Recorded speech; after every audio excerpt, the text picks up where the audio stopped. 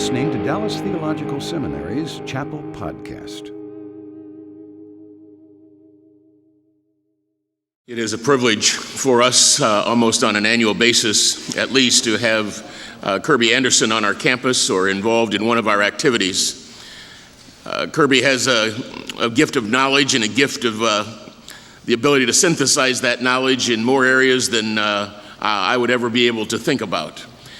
He is the National Director for Ministries International, and he holds a master's degree in science from Yale University and a master's degree in government from Georgetown University.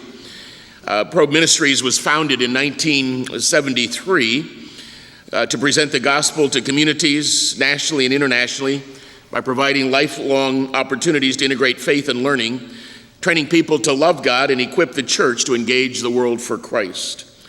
He's the host of The Point of View on USA Radio Network and is a regular guest also on Primetime America on the Moody Broadcasting Network and on Fire Away on American Family Radio.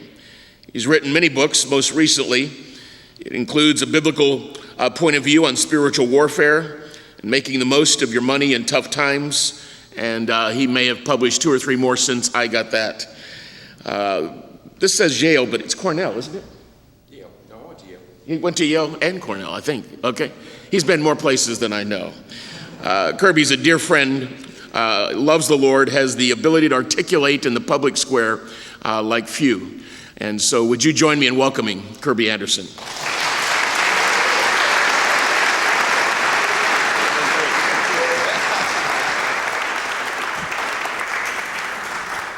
Well, this is Friday Forum, and I suspect for many of you, you're familiar with the format, but in case you're not, this is an opportunity for you to ask me questions. I kind of like to start with some opening comments, but you will notice that there are microphones both places here, and if you have questions for me, I will do my best to try to answer them.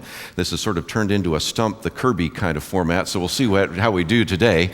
But nevertheless, in previous times when I have been here for Friday Forum, I've oftentimes tried to identify maybe a particular threat or challenge for the church. And in the last couple of years, if you go back and look in the archives, we've talked about maybe the challenge of Islam, and certainly that would be one that's front and center right now. We've talked about the challenge of even the idea of the sanctity of human life and bioethics. But I thought briefly today maybe I would put one more challenge on the table, and then you can go and begin to ask questions on this topic or anything else that you are welcome to do so. And that is the challenge of the media. And I want to look at it in 2 particular areas. First, the challenge for us as we go out into the world, whether you go into a church or whether you go into a parachurch ministry, whether you're a missionary. I will use American examples, but it isn't just America that is facing this challenge of the media. The first challenge in the media is just the media storm that we find ourselves in. This is unprecedented in Western civilization. I think is going to be one of the big challenges that we will face in trying to have people who are actually using biblical perspectives rather than being conformed to the world. Romans 12:2. I can show that in a couple of different ways. Number one, if you were to look at the average student graduating from high school, the average student in America graduating from high school have seen 22,000 hours of television. 22,000 hours of television. To put that in perspective, they will only have been in a classroom from kindergarten to high school for 11,000 hours. So they will have spent twice as much time in front of a television set as they will have spent in a classroom. Now, whenever I use that number, I can see a few of you shaking your head saying that number cannot be right. And it's probably not right for your household. Probably the fact that you're here right now means there's no way that you could get those numbers up that high. But the point is, a lot of social statistics are kind of fuzzy. That one's not. I will go to the mat on that number, and the reason for that is the AC Nielsen company spends millions and millions of dollars every single year to find out which TVs are on, which channel they're tuned to, and who's watching them. 22,000 hours of television. Now, some people are saying that maybe that number is getting down a little bit. I've seen some statistics that have said 18,000 hours, and that's not because people are just turning the TV off as much as they're just going to other media, which brings us to our second point. If you've done youth ministry, you recognize young people aren't watching TV as much, but they're certainly listening to what? A lot of music. Well, this number comes from the Journal of the American Medical Association a couple of years ago using diaries, and so it is a little fuzzy, but they concluded that just during the teen years, the average student in America listens to about 10,500 hours of music, or we'll just round it off to 11,000 hours. So again, you can see that's almost the same amount of time that they will spend in a classroom from kindergarten to high school. And this study, by the way, really came out a number of years ago before we had total internet penetration, total penetration of the iPod and other things, which tells me that the next time this study is done by the AMA, it's probably going to be even higher. I mentioned the internet. Let me just pick one more statistic because I don't want to wear you out with statistics. But how many hours do young people spend in front of the computer, especially on the internet? That's a tougher number to get a hold of, but a lot of people are coming up with numbers around 13,000 hours. And interestingly enough, that number has gone up every single year because think about it, those who just graduated from high school probably were born around, 1992. In those early years of 1990s, we didn't really have a lot of internet penetration, did we? Al Gore hadn't invented it yet. So, we didn't have that, and so those numbers are going up. Well, I think you can see my point very easily. This is going to be a real challenge for the church in the 21st century. Look at it a different way. The average television in America is on more than 7 hours a day. Maybe not in your household. Matter of fact, how does that number get up so high? Except maybe when you go on church visitation. You ever been into one of those homes where you see the TV is always just on, kind of like an electronic fireplace? I don't know, but anyway. Still, more than 7 hours a day. At the end of a week, 50 hours. Think about this. Think about your pastor for just a minute. 50 hours of media exposure just on television. Counteract that with a half-an-hour sermon. Who wins? Pretty significant. So the first real challenge is just the sheer media exposure. And if you've noticed, I've only talked about the sheer quantity of media exposure, not even the quality. During that same period of time, they will have seen 250,000 violent acts on television. Does that have an impact on individuals? Maybe. But the second one I want to talk about, and you now can start coming to the microphones if you have questions. The second one is there's now growing evidence that the media is changing the way that we think. Nicholas Carr, a while back, wrote a very controversial article that appeared in Atlantic, and he said, "Is Google making me stupid?" Now, again, he was using that in a provocative way, but the point he was making is this. For those of us that love to read books, and all of us in this room read books, right? And that already puts us on the, a percentage different than the rest of the culture. But those of us that especially read books before all the internet and everything, we'd open up a book and we'd get into the plots and we'd get into the information, and every once in a while I'd look up and go, gosh, almost a whole hour's gone by. He says, now because I'm so used to going on Google and going to websites and things like that, he says, now my concentration wanes after a page or two. It's really changed my concentration level. And he began to argue that that might indeed be the case. Now, there's some others that have done questions about how long is the concentration span for Americans. And again, I'm using Americans, but as this media goes around the world, it's affecting other cultures as well. And a while back, one researcher was asking this one author, why did you actually write your book, The 8-Minute Meditation? And he said, well, it's very easy, because a typical segment in primetime television is 8 minutes. So Americans have sort of been conditioned to concentrate for about 8 minutes. Now, does that affect you if you're a pastor? Does that affect you if you're teaching a Sunday school class? Does that affect you? You can see the implications of that as well. And then he went on to say, now with Twitter, where everything is, 140 characters, he wonders if eventually we're going to get to the point where people lose concentration after 140 characters. So again, these are some challenges we need to think about in the 21st century. But let me open up the mics there and give you an opportunity. I'm a talk show host. I'm used to people calling in with questions and comments, and maybe you have some questions about other aspects, but one of the things we do for Friday Forum is kind of give you an opportunity to step to the microphone. And right now I'm looking for that first person. There we go. This man is going to get maybe a free book from me so that I can at least get us started here. You follow me out to my car, I'll give you a free book. How's that for starting us off there? What's your question for us? My question is, after all these hours of watching TV and the internet and listening to music, how many hours are left? These numbers are kind of high, and I'm thinking, if it's that much time, I mean, do they breathe? Do they eat?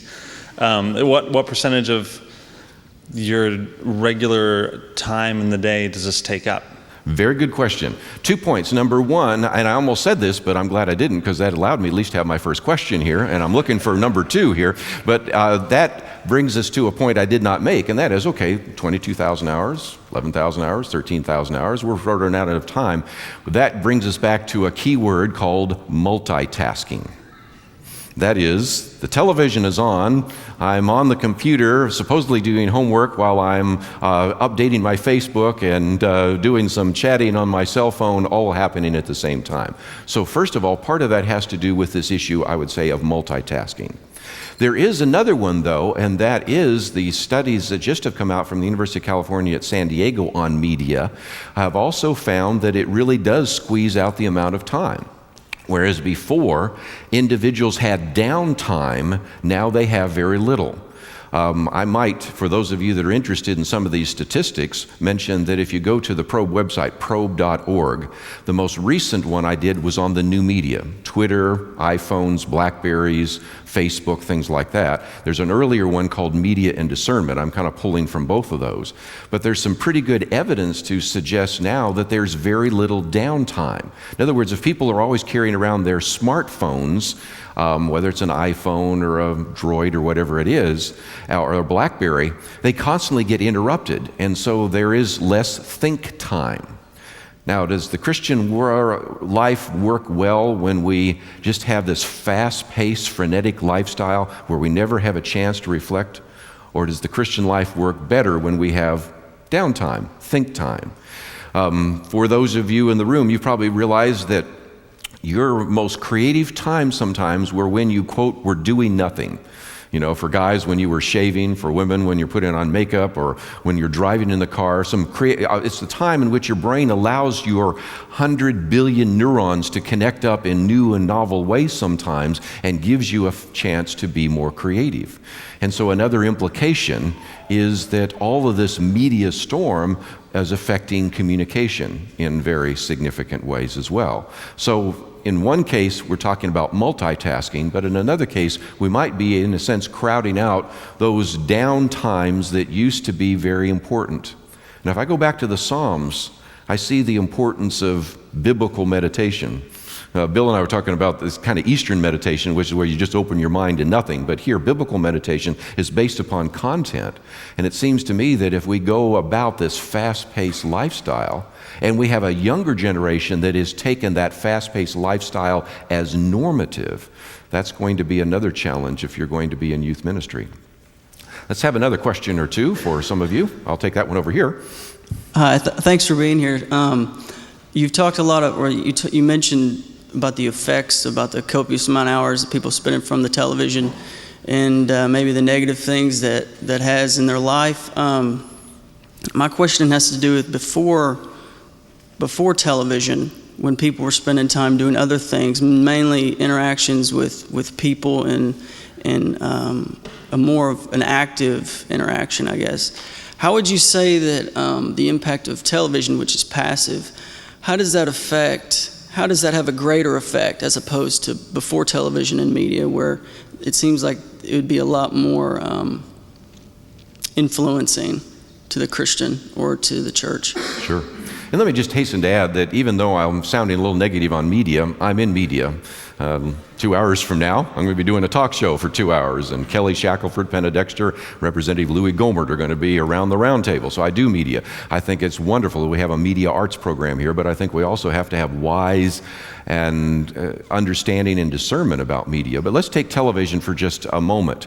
That is, certainly there was more opportunity for face-to-face interaction, and that's changing dramatically as well. Next time you go into a restaurant, look around a little bit. And I have actually seen a number of 20-somethings or 30-somethings sitting at a booth. They're not talking to each other, they're texting as they're sitting across from it. They may be texting each other, I don't even know. But the bottom line is the interaction that used to take place face-to-face is not taking place. Now, you mentioned television, so I'll just use television as an example. And that is, we recognize that it creates a more passive mindset. There was a study done at my alma mater, Yale University, a number of years ago, and it was called the Mr. Rogers Neighborhood Study. Now, I'm just picking that one because it's the best known. There were some others that you wouldn't have known as well. But it was an interesting study. What they did was during this half an hour period, they had 3 groups. They had one group of kids who actually watched Mr. Rogers' Neighborhood by themselves. They had the second group that watched Mr. Rogers' Neighborhood with their mothers, and then the third group that spent that half an hour with their mothers. And then they had done a pre-test and post-test, and then they looked at spontaneous imagination, creativity. Which group did the best in terms of creativity? The ones with the moms, right? But interestingly enough, they found that the second group was more like that group than like the first group. In other words, even having mom in the room while they were watching television, there was some interaction between the mother, the television set, and the child. And so it changed kind of that passive format where I just sit back, TV zombie, right? Just let it all come in versus a little bit of interaction, which brings me to an application point. Many of you probably have small kids. You know, I live in the real world. Sometimes you just need to turn on the TV set, keep them occupied so you can do dinner, whatever. I understand that. But it does suggest that when parents are in the room, let's take Sesame Street, and they say, "What letter is this?" And it's like a W, and they go, "V." It says, "No, honey, that's a W." I mean, there's just the natural interaction that takes place, and it changes it a little bit from a passive medium to a little more of an active one. And so it again shows you a little bit of how television today, or movies is another example, where you just sit back and you just watch Avatar, but you're not interacting with it. Candidly, when you at least are interacting, whether it's on a Facebook or a video game, there's at least some interaction. It may not be face-to-face interaction, which I think is one of the chronic problems today where media has supplanted that, but at least interaction is better than the passive kind of format. And the other aspect of that from a Christian worldview, and I'll take the next question, has to do with the fact that if you aren't thinking biblically and you're in a passive state of mind, then you let that worldview become your worldview. And yesterday I had Nancy Piercy on our program. She wrote the book Total Truth. Her latest one's called Saving Leonardo. And we were just talking about, again, how many Christians will go to the movies, for example, and they'll just simply not even recognize that there is a foreign or hostile worldview in the movies, and the need for us to begin to think biblically about areas of media. Yes? I'm wondering if you can kind of predict and prognosticate a little bit even further out into the future from your perspective in terms of media so developing technologically speaking that it actually creates a reality. Jean Baudrillard and the hyper-reality saying we've entered the final phase where you can no longer distinguish the hyper world from the real world, such that it actually becomes a person's preferred reality. Technologically, as I understand it, high definition television, or whatever you want to call it, is several generations out to the point that the human eye cannot even match the resolution that the screen can actually project. And then, of course, it is now being available to more and more senses.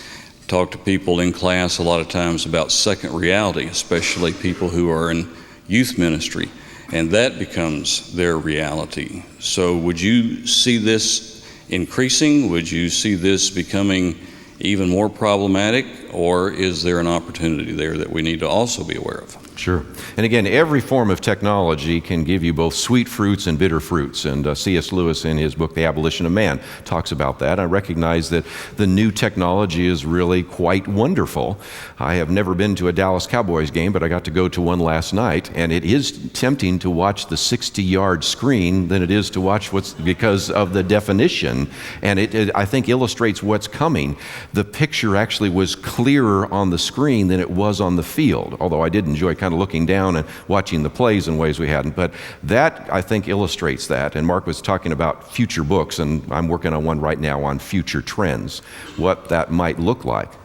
I'm hoping the Lord returns before this, because a lot of these trends are not real positive ones as we look out into the middle part and the late part of the 21st century. But one of those is the virtual reality.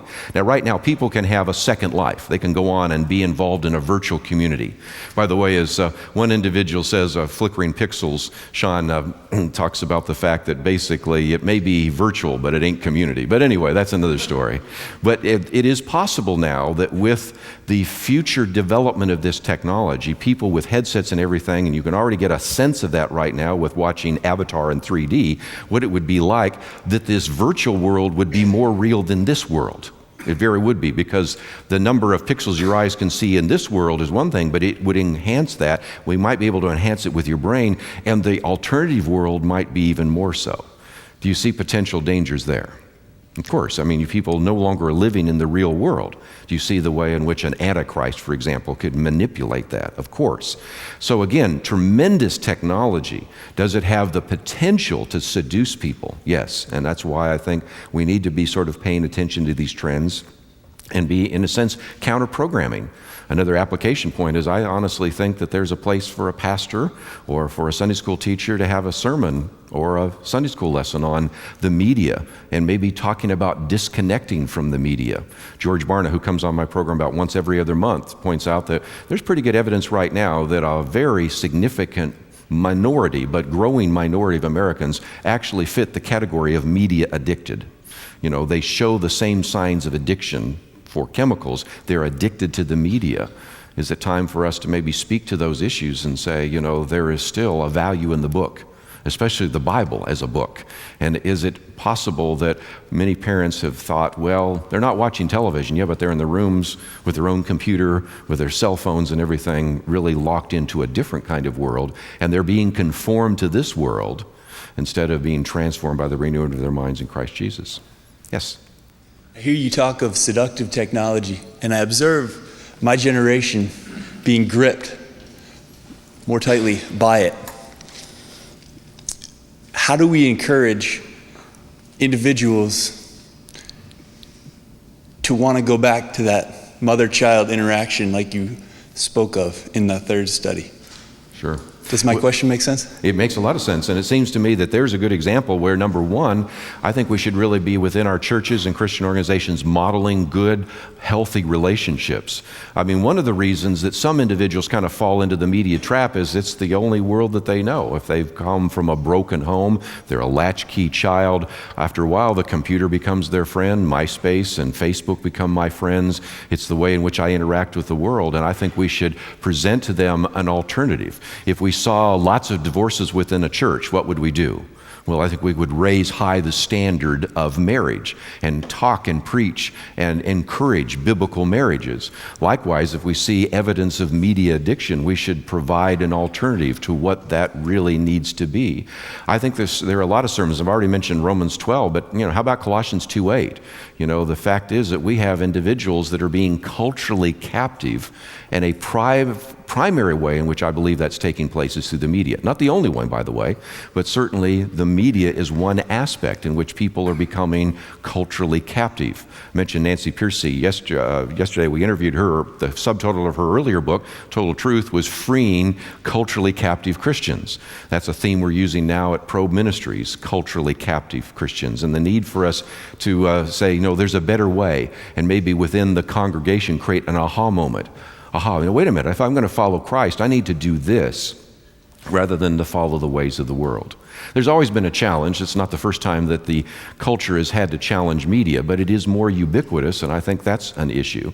Another application point, I sort of alluded to that. It seems to me that we should really ask parents to think and really rethink having a television set in their child's room, a computer in their child's room, because of all the dangers there.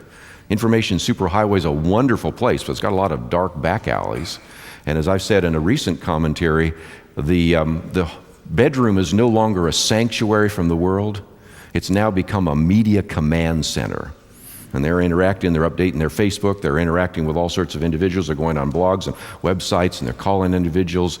And I think there's a place for rest, which is one of the reasons why I think it's also good to make sure that families go and have a retreat, maybe go to a Christian camp and just unplug and realize the value of not being totally wired 24/7. Can I ask you 2 questions? Sure. Okay. These both have a global perspective. My first question is, I've been hearing a lot in the news about how American children are falling behind drastically in math and science. True. And I was wondering if you knew or any statistics or had a perspective on the impact of television on the teenagers and children in the countries that are rising above us, and wondering how much less they are watching television and texting and things like that. And my second question with the global perspective, you see countries where they're not as exposed to media and technology, and spirituality and religion really takes root, and sometimes, as we've seen, to a very unhealthy brainwashing extreme. But then you have Western Europe and America where we're widely exposed to that, but you could argue that spirituality is being lost. So where do you find that balance? Where do you find that line? Sure. Let me take the first one, and I thought about mentioning this book, and now I guess I will. Mark Bauerlein, who is, I think, at Emory University right now, wrote a book called The Dumbest Generation, and the subtitle is How the New Media is Making the Generation Dumb. Now, the premise that he makes is this. First of all, if you want to try to understand the basic facts that the younger generation has, you can look at almost any kind of study or survey. But most of you, from an anecdotal point of view, probably have watched Jay Leno go out and do jaywalking, right? And he asks some questions, and it is always amazing the answers that he gets back. Now, I'll be the first to admit that sampling a few people Saturday night on Santa Monica Boulevard is not necessarily representative of the 60 million 20-somethings and the 30-somethings in America, but, you know, I wish it were that easy to dismiss. Because the reality is, as you aptly point out, if you look at any kind of math or science study, in most cases, the United States is, if not at the bottom, very close to the bottom. This was not supposed to happen. Think about this, because any individual that has internet access has access to all the digitized information in the world.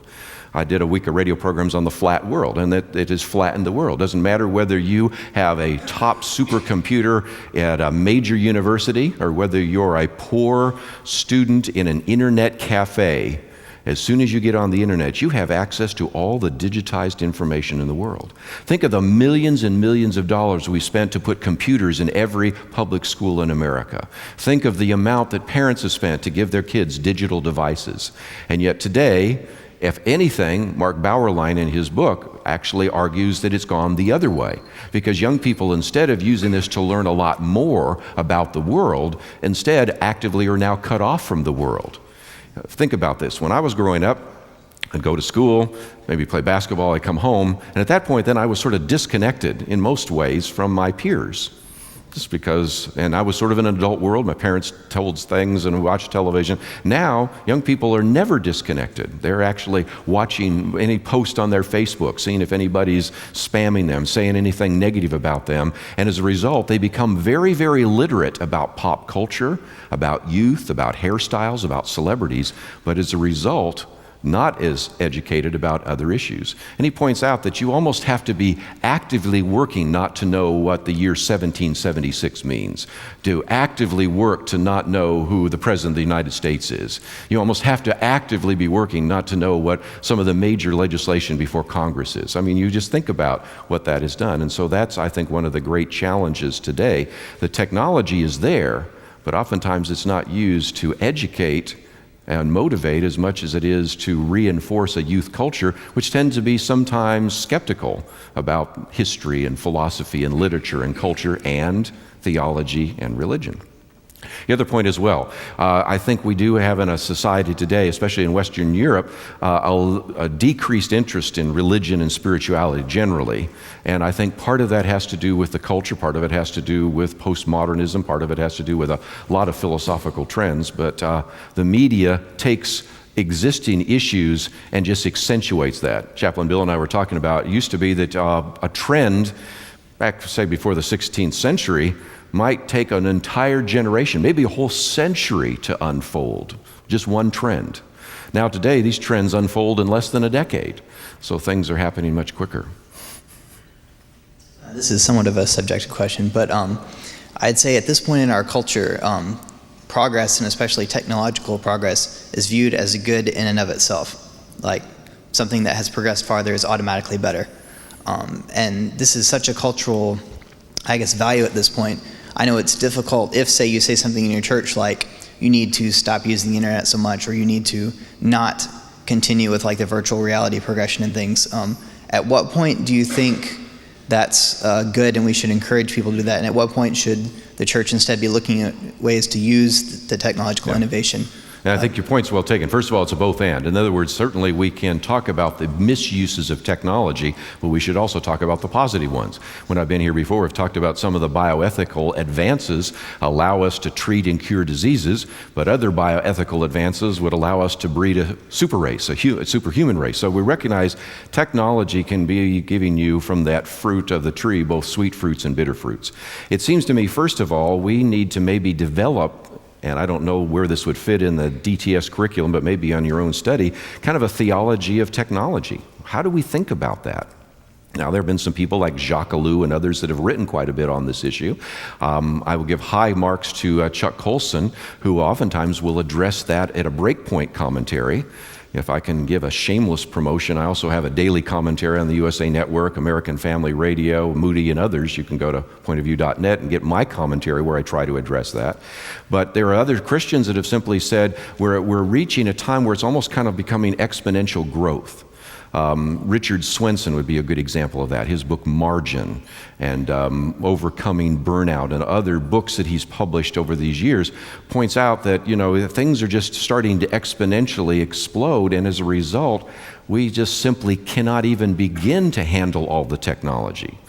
The good way to explain that is, remember when you first got your first email address? And you could get email. And remember how excited you were? And then you actually went on websites and signed up so you would get email? Anybody doing that now? You're going, stop. You're trying to unsubscribe faster than you can possibly do that. And I think that just shows what's happening. Knowledge is increasing.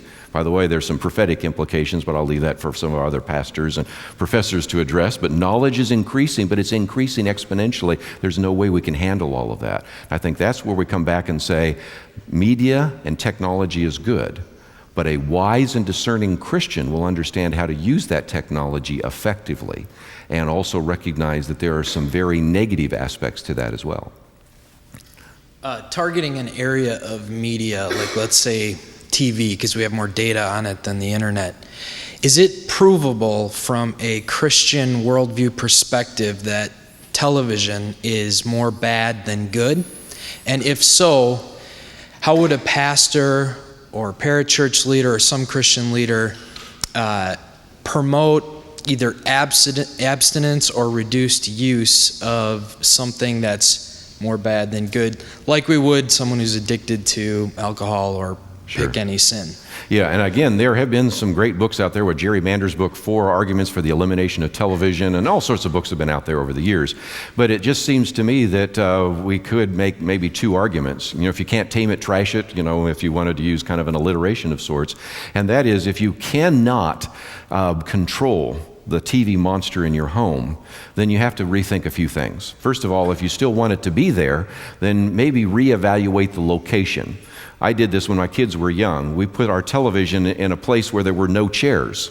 So they would sort of just have to lie on the floor, and it made it kind of difficult to get to the TV. I also put it behind doors. So you had to because it's too easy in a lot of our homes, and if you've done church visitation, maybe it's not in your home but in others, where you walk in and the TV is the center.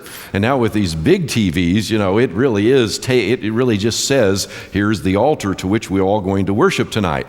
And so as a result, reevaluate the location of the television, make it maybe harder to get a hold of. Obviously, I've already told you about whether it makes any sense at all to have a television set or especially a computer without much internet filtering software in a child's home. I mean, those are some really important questions to ask. But then there have been some churches, and you can even go online to find some of them, where the pastor has said, let's have a TV-free month. Let's abstain and see whether or not that's good. Or, again, I'm just a firm believer in Christian camps. First of all, I think when you put God's revealed word to his revealed creation together. A lot of things happen there, but also it's just a place, one of the few places on this planet still, where people can really disconnect from the technology. And after a week, the kids realize, I really was a lot happier. We had a lot more fun with board games. We had a lot of other kinds of things that we could do than all the kind of technology that I have oftentimes used to entertain myself. So the good news, there are some people out there that have preached sermons on this and called for it. But again, I think for most of us, we recognize probably want to keep a television set because there's a lot of good programs out there as well. These are science programs, and these are programs that help us understand issues of Christian broadcasting and things of that nature. So I'll have to leave that to you and to your congregation to figure out what you would do. But at least there are some examples that people have used of having a TV fast and then cause people to reevaluate how much technology they allow into their lives. Yes?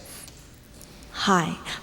You've touched on the effects of media on intellectual development and on spirituality and on psychological development.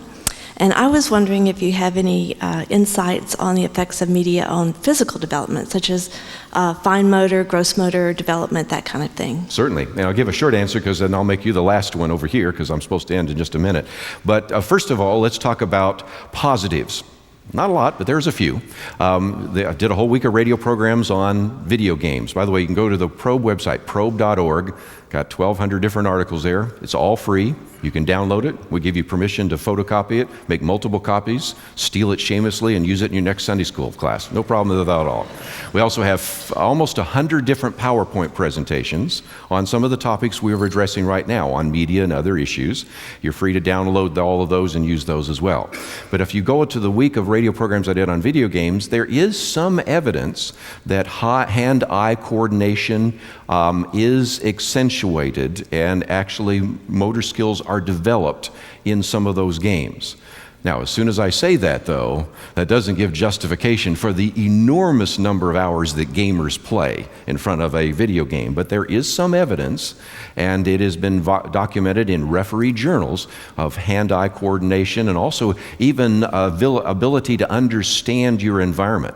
One study found that gamers were much more likely, if they were driving down the road, to pick up early, maybe like a ball coming into the street, knowing that there might be a child following it. And so it made them slightly, I don't want to overplay this, but it made them slightly safer on the road because they had developed some of those skills of visual acuity and some kind of motor skills. Now the negative. The more time in front of a computer screen, the more time in front of a TV screen, the less time that you're going out and playing. I think you can argue pretty persuasively that the rise in obesity in this country has at least partially something to do with the enormous number of hours that an individual spends in front of a screen, a TV screen, a computer screen, a video screen, or whatever. But let me make this the last one real quickly because I'm supposed to end just about now, but I did want to give you a chance to ask a question. As far as we've kind of touched on a whole lot of things here, and certainly technology is now advancing at rates that are unparalleled to anything we've ever seen. And looking at what the church has done historically with different technologies like the Jesus film, that's been widely successful and has led many people to Christ, where do we now need to focus as a church collectively in trying to reach our culture with the technology that they're familiar with? Sure. And again, that's a good way to end with a positive, because I have said some negative things, but it does seem to me that very creative individuals might be able to use this technology effectively. If indeed you have a whole generation of young people who watch YouTube videos, and it's amazing. The number one site that people go to is Google. No surprise there. But the number two site is YouTube. And so you've got groups like GodTube and various ministries that produce things that are of interest. You have the I Am Second phenomenon that provides opportunities for people to watch video. And it does seem to me that there is a very creative use of technology, which is why, again, if I can give one more attaboy for the fact that we have a media arts program here and really are training some of the best and the brightest. Matter of fact, my previous producer was in the media arts program. My next producer just graduated from the media arts program. So you're providing us with some very good and talented people that are helping to broadcast national radio programs, doing television, going into the secular media. We need more Christians in media. Don't you all agree after hearing all of this? So those are things. So let's think about the ways in which we can use it. But at the same time, let's be critical about that. A lot of churches back in the 70s and 80s said, oh, I know, let's just put a TV camera in here and then people will have TV church. And I think unwittingly they didn't realize what that would do, because then some people would say, oh, I go to church. I watch First Baptist Church on Channel 8 at 11 o'clock every Sunday. Well, what about the not neglecting the gathering together of others? There's a good example of, no, wait a minute, church is when the ecclesia, the body, is together. It's not just watching it on television. But if we can use media wisely, I think God will certainly bless that. And if you think about that, even in the first century, the Apostle Paul used the best technologies of the day. He used the Roman roads. He used his Roman citizenship. I mean, he used everything he could for the advancement of the gospel. So if nothing else, I hope that this would be an encouragement to you, that even though I've talked about some of the negatives, the challenges, I think wisely we can use some of that technology in a way that will honor the Lord. With that, let me just say thank you very much, Chaplain Bill.